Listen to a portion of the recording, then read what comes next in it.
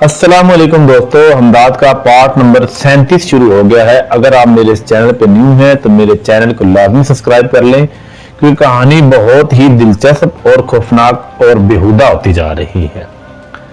तुम्हारी बीवी नहीं कोई? मैंने चिढ़कर सवाल किया। दो हैं, जब उनका मुझे इस्तेमाल करके दिल भर जाएगा तो वो किसी और को चुन लेंगी, सरदार ने दांत निकालते हुए कहा। मतलब तुम्हारे यहाँ औरतें चुनती हैं मर्दों को? ये सारी बस्तियों में ऐसे ही होता है? मैंने हैरानगी से पूछा। नहीं, सब बस्तियों के अपने कानून हैं, सरदार ने जवाब दिया। बहुत ही बेहुदा किस्म के कानून थे इनके। इनकी नजर में मर्द सिर्फ इस्तेमाल की चीज थी। मुझे सख्त गुस्सा आ रहा था। वो अगानी काली कलोटी मनूस मुझे इस्तेमाल करती रही रात भर। मुझे पहले पता होता तो गला दबा देता इसका। हमारे यहाँ ऐसा नहीं होता, औरत को मर्द चुनते हैं, उसे इस्तेमाल नहीं किया जाता, सर का ताज बनाकर रखा जाता है। मैंने बात समेटी। अब इस जाहिल सरदार को मैं क्या समझाता? मोहब्बत क्या है? मोहब्बत जब जुनून बन जाए तो इश्क बन जाता है, और इश्क में इंसान खुद को फना कर लेता है। इसके लिए महबूब की खुशी अहम होती है, अपनी जात नहीं। शक्तियों वाले, तुम जंगल से जाओगे तो 10 सूरज डूबने तक नहीं पहुंच सकते। वहां रास्ते में जंगली जानवरों के साथ दिलदाले हैं जो इंसान को निगल लेती हैं। अगर तुम हमारी मदद करो तो मैं तुम्हें दरिया के रास्ते से 3 सूरज डूबने तक तुम्हें उसके करीब पहुंचा सकता हूं। सरदार ने काम की बात आखिर में की। मैं खुश हो गया। वक्त मुख्तसर हो रहा था आगे बढ़ने का, और खतरात भी कम थे। दरिया में बस मगरमच्छों का खतरा होता है, इनसे बचकर जाना होगा। सरदार ने मेरी खुशी पर पानी फेर दिया। मगर दरिंदों, हशरात, दलदलों और आदमखोरों से बेहतर मगरमच्छ थे। यकीनी बात है, इसका कोई ना कोई हल इनके पास होगा। ठीक है, मैंने फैसले पर पहुंचते हुए कहा। मैं तुम्हारी मदद करूंगा, तुम मुझे वहां तक पहुंचाओगे। अब अपना मसला बताओ। सरदार के चेहरे पर खुशी की लहर दौड़ गई। यहां से आधे सूरज डूबने के फासले पर एक पहाड़ी गार है, इसमें बूझनाच रहता है। वो हमारे कबीले पर हमला करके औरतों और मर्दों को उठाकर ले जाता है। इस पर हमारे तीर और भाले असर नहीं करते। ये बूझनाच क्या है? मैंने सरदार की बात काटी। 3 इंसानों के कद के बराबर वैशी, जिसकी एक आंख है और कई फुट लंबा हाथ। वो हर महीने हमारी बस्ती पर हमला करता है। सरदार के चेहरे पर खौफ के साए थे। तो तुम सब लोग इकट्ठे होकर इस पर हमला क्यों नहीं करते? मैंने पूछा। इस पर कोई चीज असर नहीं करती। मेरे लोग इससे खौफजदा हैं।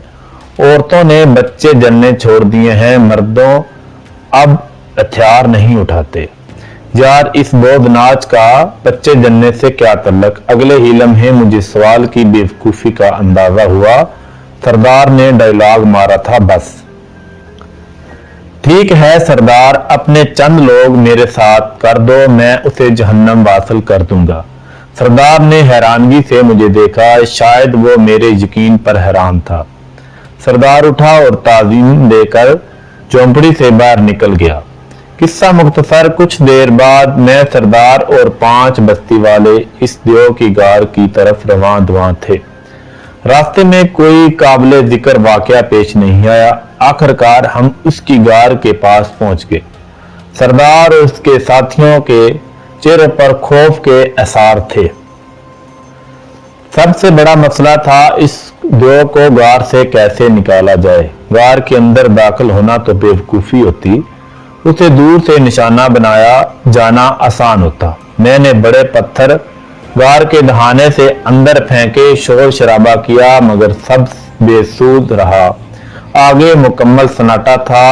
अचानक जमीन जैसे हिलने लगी। नहीं, हिल नहीं रही थी, वो धमक थी चलने की, बोझनाच की। मैंने पलट कर देखा तो मेरा ऊपर का सांस ऊपर और नीचे का नीचे रह गया। कम से कम 25 फुट कद का गोश्त का पहाड़ मेरी तरफ बढ़ रहा था। 8 से 10 मोटे ताजे मर्दों को अगर एक जगह कर दिया जाए तो बोजनाज का वजूद बनता, और उसकी आंखें आंखों की जगह थी ही नहीं, सिर्फ एक बड़ी आंख उसके माथे पर थी जो मुझे गुस्से से देख रही थी। सरदार और उसके साथी कहीं गायब हो चुके थे। मैंने मुश्किल से हवास मुंतजमा किए और मंत्र पढ़कर अंगूठी के कीड़ों को छोड़ दिया। सैकड़ों हजारों कीड़े आंधी तूफान की तरह बोजनाज पर हमलावर हो गए। मैं आग वाला मंत्र पढ़ने के लिए तैयार था, मगर उसकी जरूरत पेश नहीं आई। फिजा बोजनाज की भयानक चीखों से गूंज रही थी। कीड़ों ने उसके पूरे जिस्म और चेहरे को ढांप लिया था और उसका गोश्त चिट कर रहे थे। बोजनाज अपने हाथों से इन कीड़ों को झाड़ने की नाकाम कोशिश कर रहा था। बिलाशुबा वो कीड़े अजाब की मानत थे। चंद मिनटों में ही बोजनाज जमीन पर ढेर हो गया, मगर जब वो जमीन पर गिरा तो वो ढांचे की शक्ल में था।